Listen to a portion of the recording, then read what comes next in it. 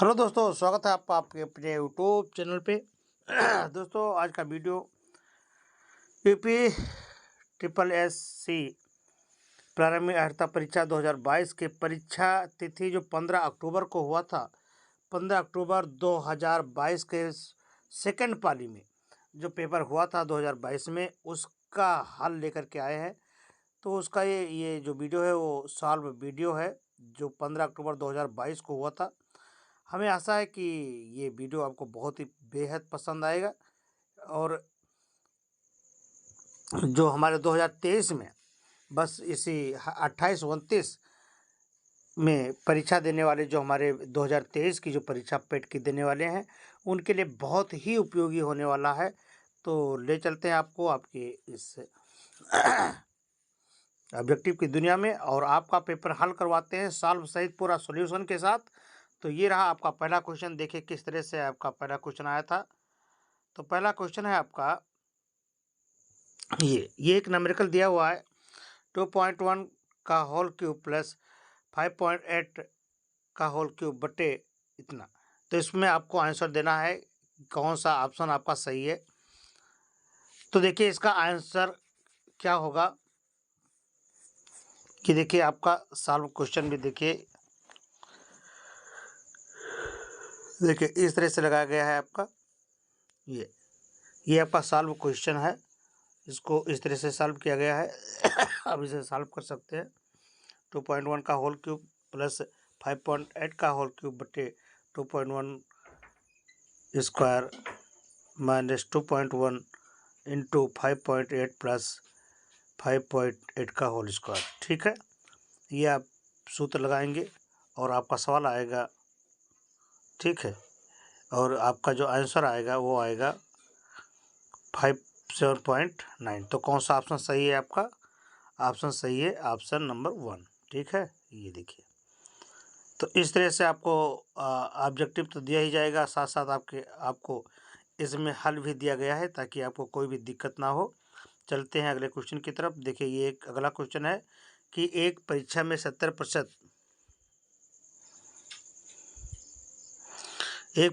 70% अभ्यर्थी भौतिक में उत्तीर्ण हुए और 80% तर्कड़ा में उत्तीर्ण हुए। यदि इन दोनों विषयों में 55% अभ्यर्थी उत्तीर्ण हुए तो दोनों विषयों में कितने प्रतिशत विद्यार्थी अनुत्तीर्ण हुए? ठीक है, ये आपसे पूछा जा रहा है।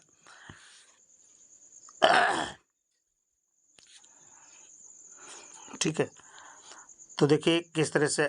देखिए भौतिक में कितने भी, ये देखिए भौतिक में 15% और तर्कड़ा में 25%। तो देखिए दोनों विषयों में अनुत्तीर्ण विषयों की जो परीक्षार्थियों की जो संख्या है वो प्रतिशत माइनस कितना, दोनों को आप जोड़ देंगे 15, 55 और 25% निकाल लेंगे। तो ये हो जाएगा आपका 100% माइनस 95%। तो 5% आपके उत्तीर्ण हो गए, अब मतलब अनुत्तीर्ण हो गए कितने? 5%। तो उत्तर आपका कौन सा सही है? B answer. अगला क्वेश्चन देखें। ये आपका एक भिन्न दिया हुआ है। दिए गए भिन्नों 4/9, 5/7, 11/13 और 13/17 में सबसे बड़ा भिन्न कौन सा है? तो इनमें सबसे बड़ा भिन्न है आपका कितना? 11/13। ठीक है, ये उत्तर देखिए आपको दिखाई दे रहा है 11/13।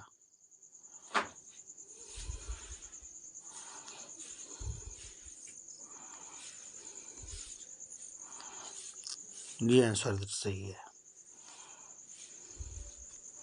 अगला क्वेश्चन देखिए। ये √9 माइनस 4√5 का मान क्या होगा? तो ये देखिए आपका ये सवाल लगेगा, इस तरह से आपका आंसर दिया जाएगा। आंसर है आपका तो कितना होगा? √5 - 2। ये सही है आपका। ठीक है, √5 - 2। देखिए इसका हल भी दिया गया है आपको। ये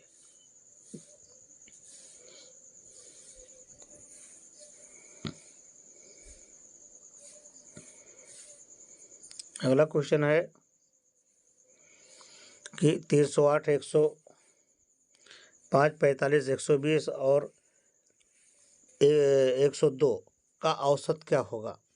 तो इसमें 1, 2, 3, 4, 5 संख्या है, तो सभी को जोड़ करके बटे जितनी भी संख्या होती है उतने से आप भाग कर देंगे, आपका औसत निकल आएगा।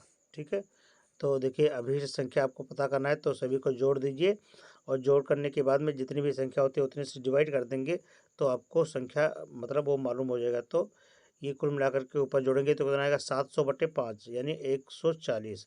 जहाँ भी आपका 140 होगा आप टिक कर देंगे, सही है। 140 आपका सही है। क्या सही है, पहला फर्स्ट ऑप्शन आपका सही है। ठीक है, चलिए अगला क्वेश्चन की तरफ चलते हैं हम लोग।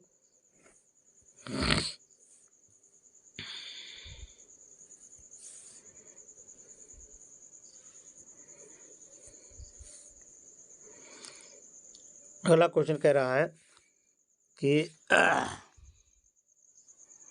6 से 10 तक ये पूछा जाएगा कि 2000 पूछा गया था कि 2011 से 2015 के दौरान 5 जिलों से प्रतियोगी परीक्षा में उत्तीर्ण उपस्थित और चयनित उम्मीदवारों की संख्या के आंकड़े तालिका में उल्लिखित है। निम्न में तालिका का अध्ययन करें और इस पर आधारित प्रश्नों का उत्तर दें। ये देखिए तालिका है, ये हर जिला में उत्तीर्ण और उपस्थिति विद्यार्थी और चयनित विद्यार्थी हैं, ये आपको देखना है, और ये एक सारणी है।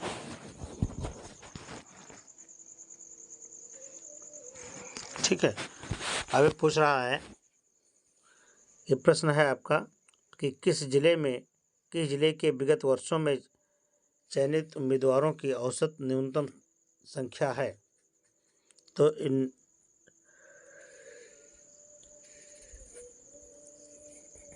ये आप देखेंगे तो इसमें सबसे न्यूनतम जिला है ई। ठीक है, चलो, तो इसमें आप जितने भी जिले हैं सबको निकाल सकते हैं। जिला ई में चयनित अभ्यर्थियों की संख्या 68 है, ये में आपके 76 है, जितना है ना, ये सब मान आप निकाल सकते हैं।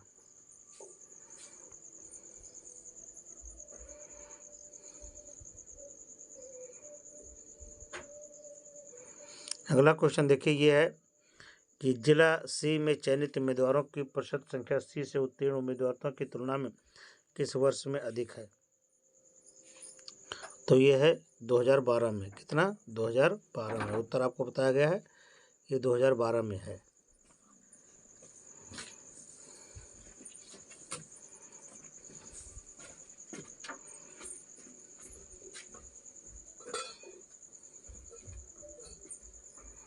ठीक है, ये संख्या आपको दिखाई गई है सभी की, और सभी से आपको कैलकुलेशन करके दिखा दिया गया है। अगला क्वेश्चन है कि जिला डी से उत्तीर्ण उम्मीदवारों का प्रतिशत डी से उपस्थित होने वालों की तुलना में किस वर्ष में सबसे कम है। तो ये है आपका 2013। क्या है, 2013। ये देखिए, ये आपको आंसर दिया गया है। अगला क्वेश्चन है 2011 में किस जिले में उपस्थित उम्मीदवारों की तुलना में चयनित उम्मीदवारों का प्रतिशत सबसे अधिक था। तो उसमें जो प्रतिशत सबसे अधिक था वह था जिला ये में। ठीक है,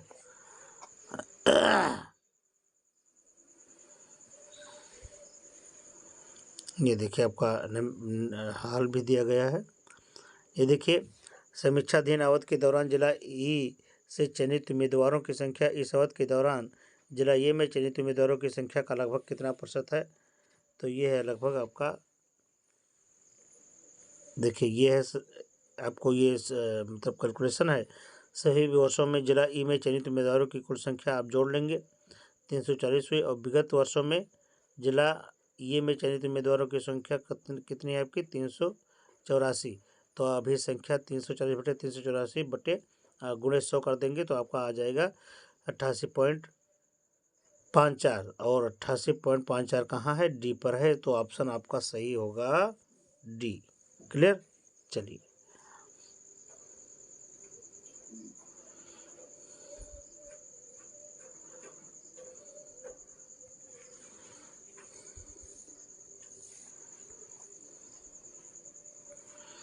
अगला क्वेश्चन है 11 से 15 तालिका का अध्ययन करें और निम्नलिखित के उत्तर दें।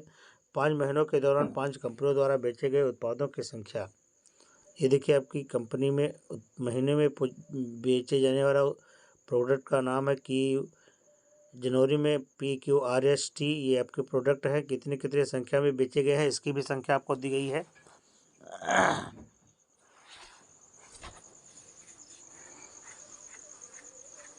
ठीक है, तो पहला क्वेश्चन है इसका कि कंपनी PR द्वारा बेचे गए उत्पादों की कुल संख्या का अप्रैल में उन्हीं कंपनियों द्वारा बेचे गए उत्पादों की संख्या की कुल संख्या का अनुपात कितना है। तो देखिए मार्च में कंपनी P और R द्वारा बेचे गए उत्पादों की संख्या कितनी उसमें है 180 धन 115 यानी 295। और अप्रैल में इसी कंपनी द्वारा अर्थात P और R द्वारा बेचे गए कुल उत्पादों की संख्या 240 है। तो अभी संख्या निकाल लीजिए, तो ये हो जाएगा 59/80। तो 59/80 जहाँ होगा वहाँ आपको टिक करना होगा। कौन सा है ऑप्शन?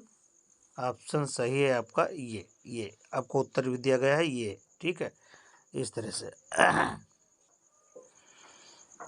अगला क्वेश्चन है कंपनी यस द्वारा बेचे गए उत्पादों की संख्या में जनवरी से अप्रैल तक लगभग कितने प्रतिशत की वृद्धि हुई है। तो वृद्धि आपको देखना होगा, तो यह है वृद्धि आपकी कितनी हुई है C%, यानी 64.71। क्लियर।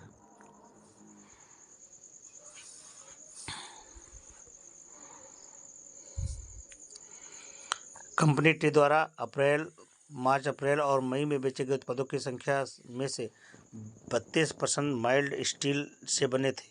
मार्च अप्रैल और मई में स्टोर टी द्वारा बेचे गए माइल्ड स्टील उत्पादों की संख्या कितनी है।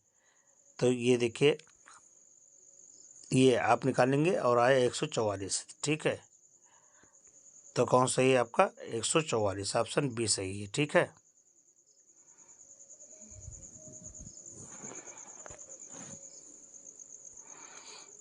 अगला है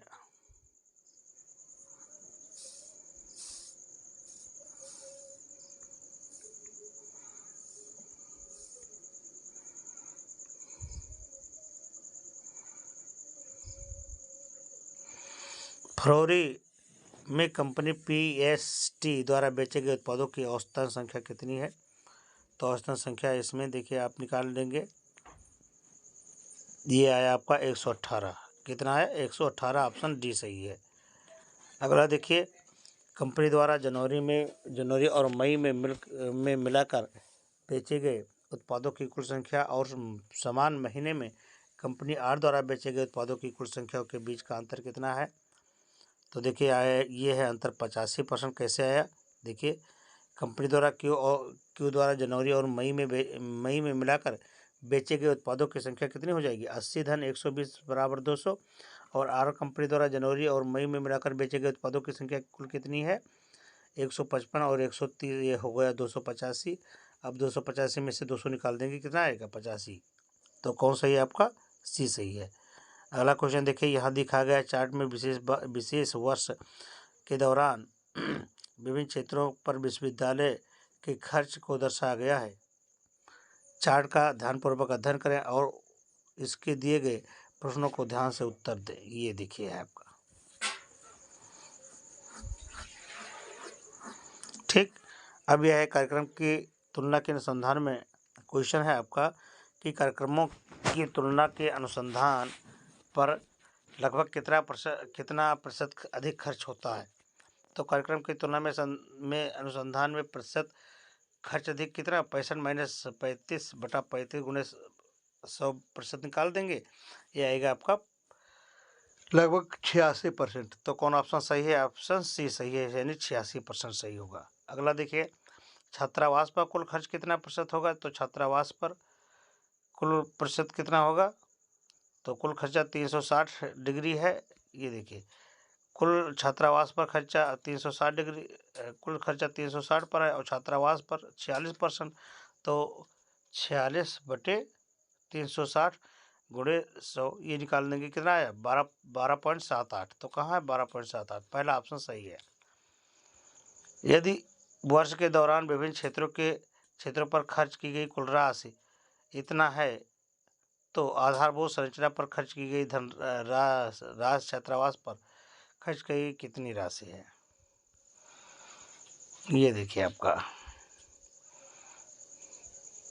आप निकाल लेंगे इस तरह से। आधारभूत संरचना 50 अंश ये कुल का मान आपका आ जाएगा इकाई।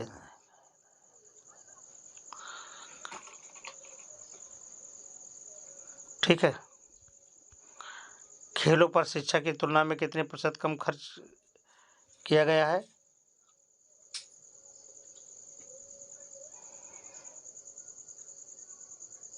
35%। देखिए कैसे निकला। खेलों पर 52 तथा शिक्षा पर 80। खेलों पर तो खेलों की तुलना में कमी कितना है 80 माइनस 52 28%। अब आप इसको निकाल देंगे ये आएगा 35%। कौन सही है इसमें 35%। सी ऑप्शन सही है। यदि वर्ष के दौरान खेलों पर खर्च की गई कुल राशि 1.8 करोड़ है तो शिक्षा और अनुसंधान पर कुल खर्च की गई राशि कितनी है। देखिए शिक्षा और अनुसंधान पर कुल खर्च 145 आ रहा है तो इसमें आपका 1.8 करोड़ आ रहा है तो इसमें कुल आएगा आपका 5.089। ठीक है। और इसमें इतना कोई पॉइंट दिया हुआ नहीं है तो इसमें आपका उत्तर हो जाएगा 5.0192 करोड़। ठीक है। और ये ऑप्शन में है नहीं। ठीक है। तो इसका मतलब ये क्वेश्चन अधूरा है, बाउंस हो गया था। ठीक है। चलिए अगले क्वेश्चन को देखें।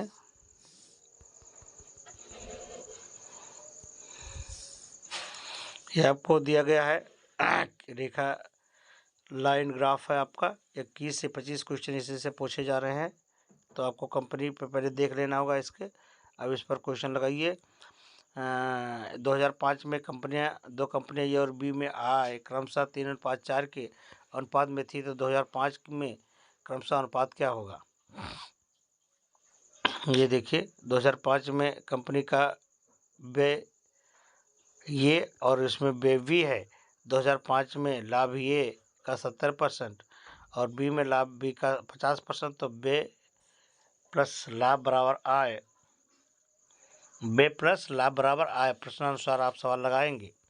देखिए ये हल है इसका और आएगा ये आपका सवाल है 45:68। कहाँ है आपका वही आपका सही होगा यानी सी ऑप्शन सही है। 2005 की ये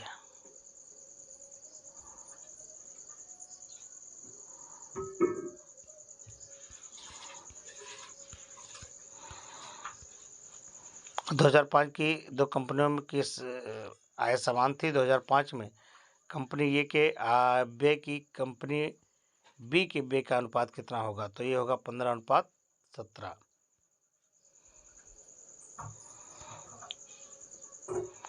वर्ष 2003 में कंपनी ये का व्यय 200 करोड़ रुपए था और 2003 में ये की व्यय 2006 में उसके खर्च के समान थी तो 2006 में कंपनी ये की आय क्या थी तो आय थी इसमें 464 यानी बी ऑप्शन सही कैसे हुआ ये आप इसका हल देख सकते हैं।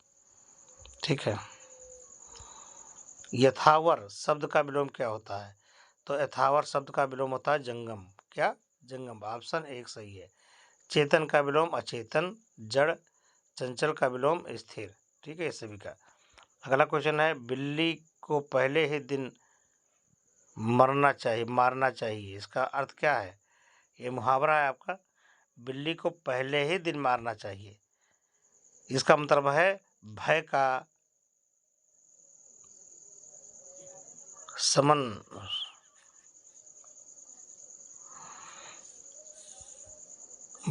समन शुरू में ही कर देना चाहिए। ये देखिए दूसरा है बिल्ली को पहले दिन मारने का अर्थ क्या है समन शुरू में ही कर देना चाहिए। स्वल्प, स्वल्प का संधि विच्छेद क्या होता है? तो स्वल्प का संधि विच्छेद क्या होता है? शोधन अल्प माने स्वल्प। इति, इति का सही अर्थ भेद क्या है? तो इत का सही अर्थभेद है बी। क्या है? समाप्ति धन विघ्न। ठीक है। अगला क्वेश्चन है, ईश्वर में विश्वास रखने वाला एक शब्द में बताइए। तो ईश्वर में जो विश्वास रखता है उसे आस्तिक कहते हैं। क्या कहते हैं? ईश्वर में जो विश्वास रखता है उसे आस्तिक कहते हैं। ये देखिए, ईश्वर में विश्वास करने वाला शब्द आस्तिक है। ईश्वर की विश्वास न रखने वाला वो क्या है? आपका नास्तिक होता है। निम्नलिखित में से किस सरकार, राज्य सरकार ने 5,000 रुपये की काशी यात्रा सब्सिडी योजना शुरू की? कर्नाटक सरकार ने। किसने? कर्नाटक ने। उत्तर दिया हुआ है आपका। जून 2022 में भारत ने निम्नलिखित में से किस देश के 7 कॉमनवेल्थ डिप्लोमेटिक एकेडमी प्रोग्राम की घोषणा की? यूएसके ने। किसने? ठीक उत्तर सी है आपका।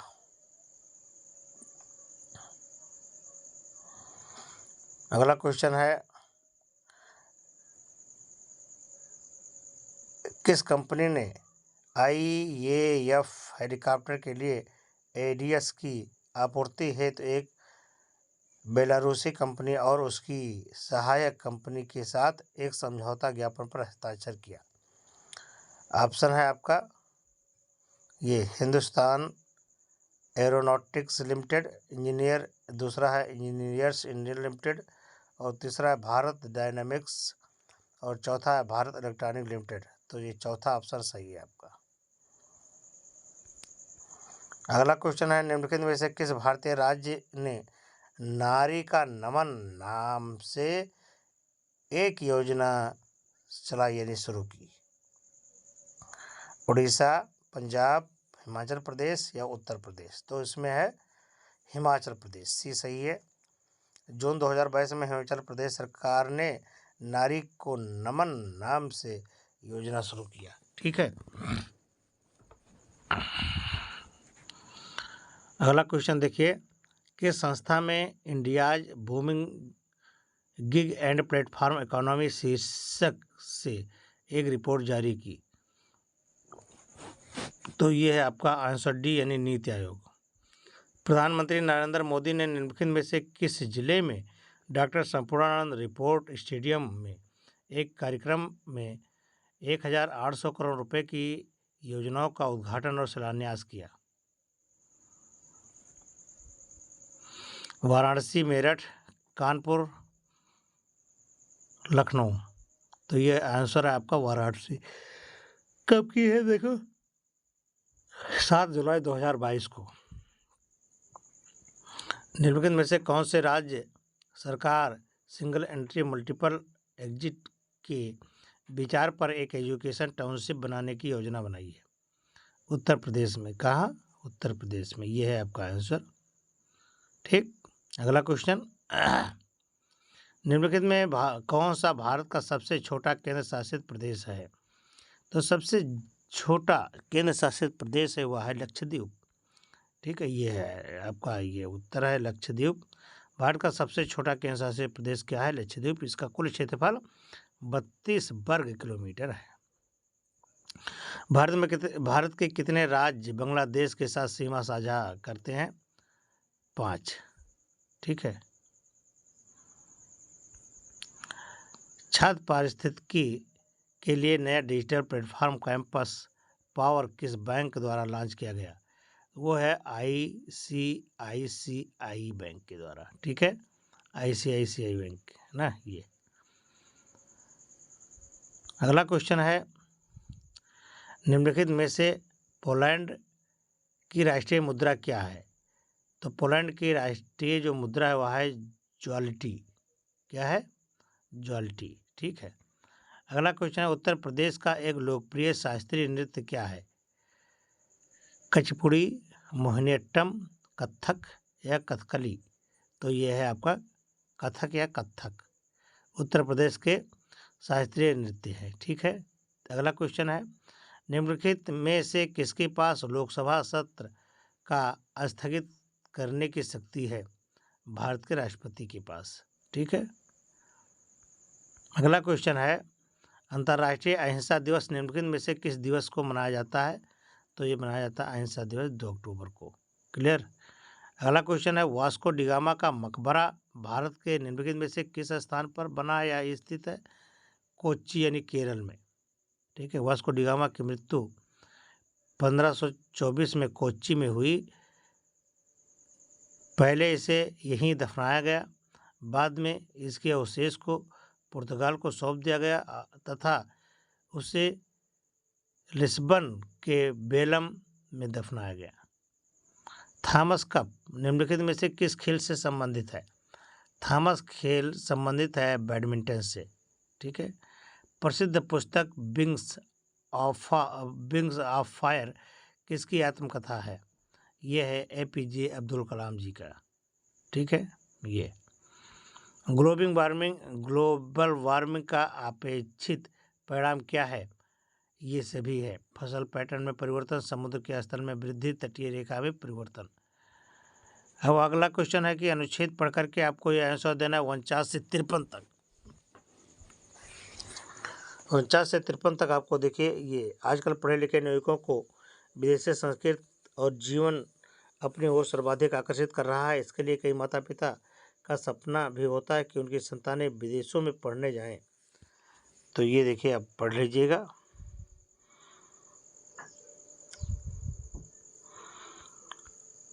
अब आजकल पढ़े लिखे नवयुवक विदेश क्यों जाते हैं? सर्वाधिक सबल तर्क कौन सा लगता है? ये ऑप्शन है।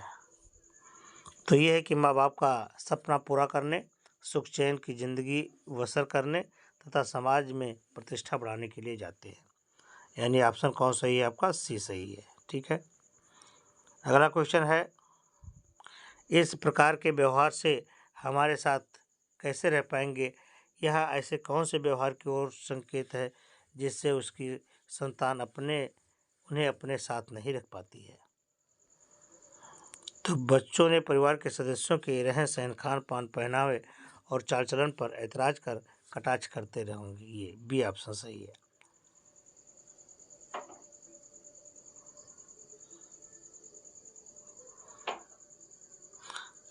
ये विदेश में जो बसे बच्चों के व्यवहार परिवर्तन के लिए कौन सा दोषी है? अनुच्छेद को ध्यान में रखते हुए सर्वाधिक प्रबल तर्क बताइए।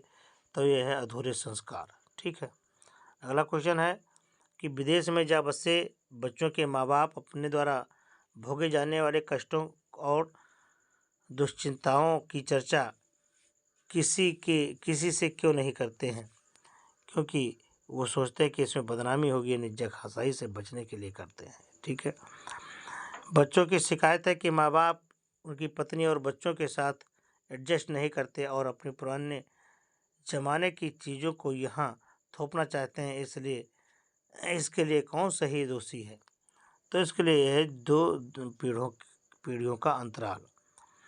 अनुच्छेद में आपको 54 से 58 क्वेश्चन दिए गए हैं। ये परिवार का विघटन होता जा रहा है, ये आपको पढ़ने हैं। ये आपको दिए गए हैं पैराग्राफ, इसी से क्वेश्चन पूछे जा रहे हैं। ये क्वेश्चन है कि आज के बुजुर्गों के लिए बदलते समय की सर्वोत्तम मांग है, जिससे कौन सी सर्वोत्तम मांग है जिससे वो चैन से अपना बुढ़ापा काट सकें? तो देखिए, बुजुर्ग बुढ़ापे के लिए कुछ अर्जित करके रखे और अगली पीढ़ी के सदस्यों पर बोझ न बने और अपनी राय न थोपे, यानी दूसरों को न दें। ठीक है। ये सही है। अगला क्वेश्चन है कि कौन से माँ बाप अपने ही घर में दीनहीन से होकर के बच्चों के मुंह नहीं ताकते? ये जो माता पिता बदलते समय के साथ अपने आप को बदल लेते हैं और बहू बेटों और उनके परिवारों को उचित सम्मान देते हैं। माता पिता द्वारा प्यार, दुलार और एवं समस्त संसाधनों के लिए जाने के बावजूद आज की युवा पीढ़ी से वह आत्मीयता गायब है जो पुरानी पीढ़ी तक विद्यमान थी। इसका सबसे उचित कारण क्या है? तो इसका सबसे उचित कारण है पीढ़ियों के अंतरण के कारण जीवन मूल्यों के बदलने से युवा पीढ़ी अदूरदर्शी और असहनशील होती जा रही है और उसकी ग्रहणशीलता कम होती जा रही है। यानी ऑप्शन ये सही है आपका। ठीक है, अगला क्वेश्चन है, संतान के साथ रहने की इच्छा होते हुए भी कई माँ बाप के अकेले रहने का कारण कौन सा है? सबसे सबल तर्क कौन सा है? तो इसमें देखिए, माँ बाप की संतान और उसके परिवार के प्रति रूखा व्यवहार, बाड़ी का असंयम और बहु बेटों की जिंदगी में ज़्यादा दखलंदाजी देना। ठीक है, कौन से बच्चे अपने माता पिता को वृद्धाश्रम में भेज देने की बात करते हैं? जो बच्चे संस्कारहीन और अविवेकी हैं और जो अपने भविष्य को नहीं देख पाते हैं। ठीक है, अगला क्वेश्चन है, एक तस्वीर की ओर इशारा करते हुए ये ने अपने दोस्त बी से कहा, वह मेरी माँ के पिता की इकलौती बेटी है। फोटोग्राफ वाले व्यक्ति से किस प्रकार संबंध है? तो वो है उसका बेटा। ठीक है, अगला क्वेश्चन है, दोनों कथनों को पढ़ें और तय करें कि निम्नलिखित में से कौन सा विकल्प इन दोनों कथनों के बीच सही संबंध को दर्शाता है। ठीक है, कथन देखिए, पहला, लैपटॉप निर्माण कंपनियों ने हाल ही में लैपटॉपों की कीमतों में वृद्धि की है।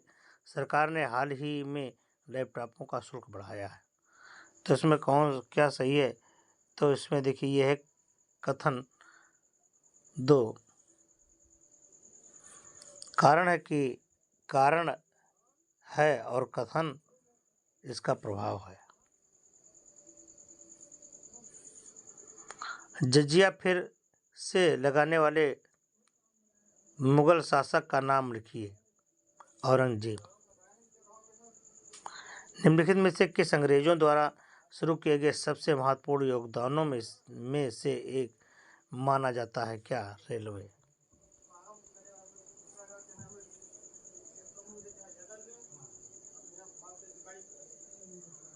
पंचतंत्र की कथाएं द्वारा लिखी गई थी। किसके द्वारा? विष्णु शर्मा द्वारा। गौतम बुद्ध ने सारनाथ में अपना पहला उपदेश दिया था किसमें? धम्म चक्र प्रवर्तन मुद्रा पर। ठीक है, सी सही है। निम्नलिखित में से किस शासक के दरबारी कवि हरिश्रेण थे? समुद्रगुप्त। कौन थे? समुद्रगुप्त। ये देखिए,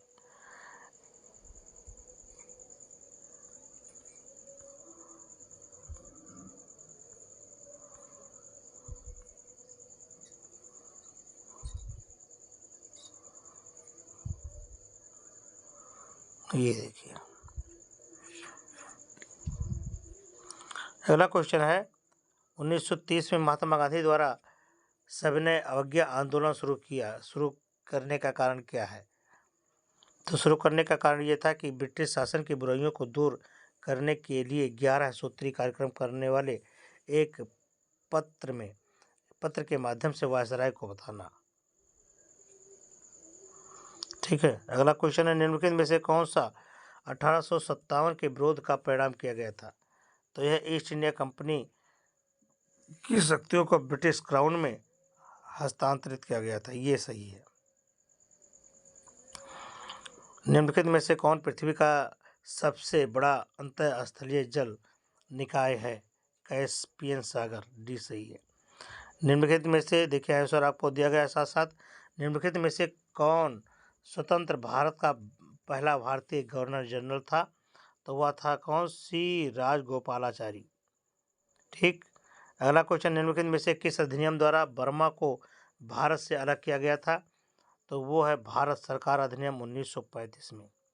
ठीक है, भारत को ब्रिटिश नियंत्रण से मुक्त करने के लिए भारतीय राष्ट्रीय सेना INA का गठन किसने किया?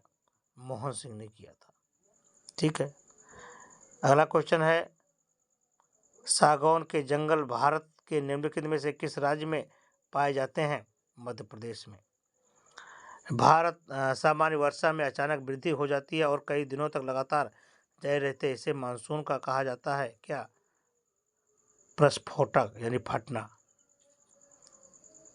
अगला क्वेश्चन है GMT का पूर्ण कार्य क्या है? तो GMT का पूर्ण कार्य है ग्रीनविच मीन टाइम। अगला क्वेश्चन है 1000 लोगों पर जीवित जन्मों की वार्षिक संख्या को निम्न नाम से जाना जाता है।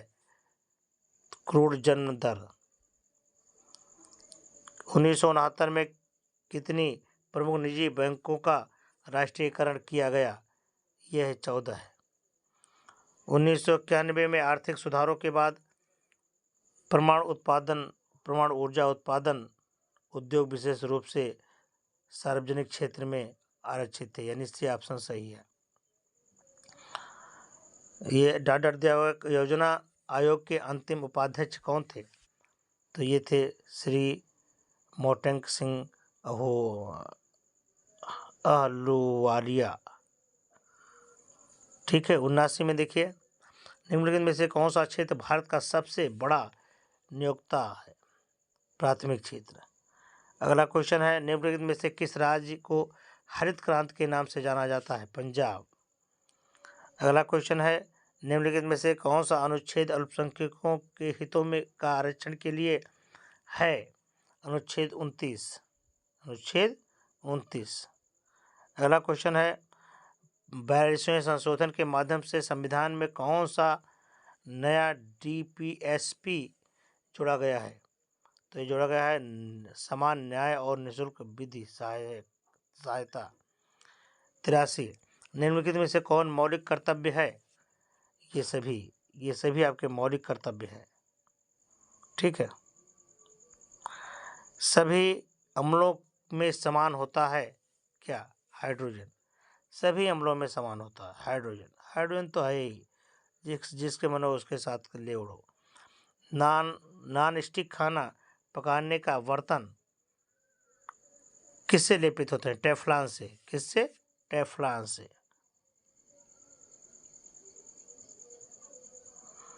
ठीक है। अनुच्छेद 242 के अनुसार संसद का कार्य कौन सा है? कानून बनाना। अगला क्वेश्चन है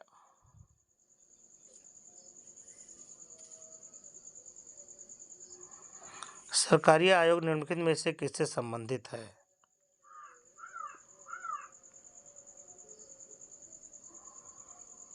ये तो दो यहाँ है आपका, चुनाव सुधारों, बैंकिंग और वित्तीय, केंद्र और राज्य संबंध, भारत में प्रेस की स्वतंत्रता। तो ये है सी, केंद्र और राज्य संबंध। ठीक है। अगला है प्रकाश वर्ष का एक माप है क्या? तारकीय दूरी का। ठीक है। 89 है निम्नलिखित में से कौन सबसे बुद्धिमान स्तनधारी है? डॉल्फिन। ठीक है। पौधों का विकास किससे प्रभावित होता है? प्रकाश की गुणवत्ता, मात्रा की अवधि से। देखिए इसमें अब आपको पैसे दिए गए हैं अंग्रेजी के, ये आपको पढ़ने हैं। ये क्वेश्चन को कह रहा है according to the passage what do school children gift their teachers. तो इसमें option is right, thank you cards, D option. अगला क्वेश्चन है according to the passage is the Valentine days officially ये हॉलीडे, मतलब इसमें छुट्टी होनी चाहिए कि नहीं? ये नो, नहीं है। Choose the correct synonyms of tame. इसका सिनोनिम्स क्या होगा? तो इसका सिनोनिम्स होगा docile. Choose the correct antonym of the rapid. तो रैपिड में इसमें क्या होगा? टॉर्डी। अगला क्वेश्चन कह रहा है give one of the substitute for the following one who is the indifferent to pleasure और पेन। कौन सा ऑप्शन है इसमें सही? स्टोइक। भारत गौरव पर्यटक ट्रेन को जून 2022 में रामायण सर्किट के हिस्से के रूप में भारत और किसके बीच में चला गया, ये आपको बताना है। भारत और नेपाल के बीच, भारत और नेपाल के बीच में, भारत के दोनों देशों के बीच मजबूत और दीर्घकालिक साझेदारी के निर्माण के लिए चल रहे प्रयासों के तहत निम्नलिखित में से किस देश को 75 एम्बुलेंस और 17 स्कूल बसें उपहार में दी गई थी? नेपाल को। किसको? नेपाल को। निम्नलिखित प्रश्न में दिए गए विकल्प में से असंगत छांटना है आपको। तो असंगत है आपका 301।